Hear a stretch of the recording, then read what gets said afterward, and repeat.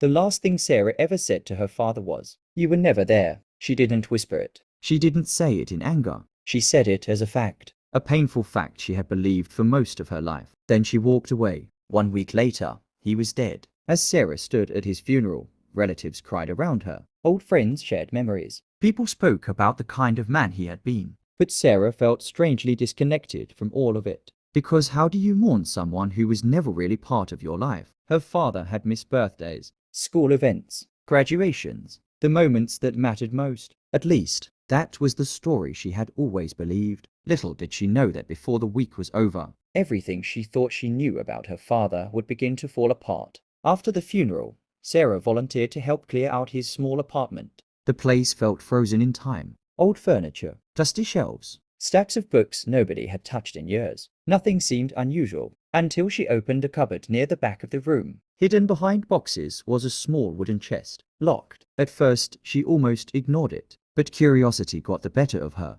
Inside were photographs, hundreds of them. The first showed Sarah at age 7 standing on a school stage. The second showed her holding a trophy. The third showed her during a school play. By the 10th photograph, her hands were shaking, because every picture was of her, and every picture had been taken without her knowledge. At first, she assumed relatives had collected them, but something felt wrong. The angles, the distance, the strange perspective. Every image looked as though it had been taken from far away. The back of an auditorium, across a football field, from inside a parked car, from the edge of a crowd. Sarah continued digging through the box. Under the photographs were event programs, ticket stubs, school invitations, maps, notes. The dates stretched across nearly 18 years. Then a horrifying realization hit her. These weren't random photographs. Someone had attended almost every important event in her life. Someone had been there, watching, the entire time, and that someone was her father. To understand why, Sarah had to go back to the beginning. When she was 6 years old,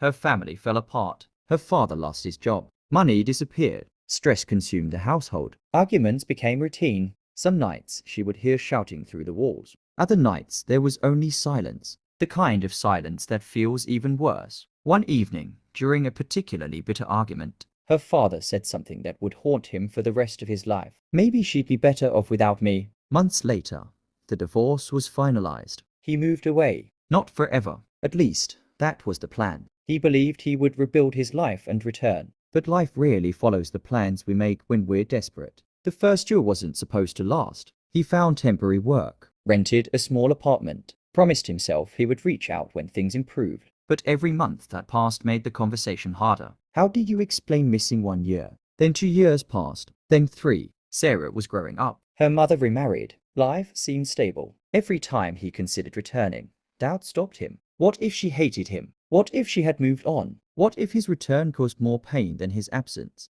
The questions became excuses, and the excuses became years. By the 5th year, the problem was no longer distance. It was shame. He attended one of Sarah's school events intending to speak to her afterward, but when he saw her laughing with friends, he froze. What would he say? "Sorry I disappeared. Sorry I missed half your childhood." So he stayed in the crowd. The next year he did the same, and the year after that. Eventually, watching became easier than speaking. Every year he delayed returning made the next year feel impossible. Without realizing it, he had become a stranger watching his own daughter's life from the shadows. For years, Sarah believed her father had abandoned her because he didn't care. Now she was holding proof that the opposite might be true. He had cared enough to attend, enough to watch, enough to cry over milestones she never knew he witnessed. But caring wasn't enough. Love wasn't enough. Because fear kept winning. Every single year. The photographs weren't evidence of devotion alone. They were evidence of a man trapped by his own mistakes. A man who wanted forgiveness, but never found the courage to ask for it. As the sun rose through the apartment window,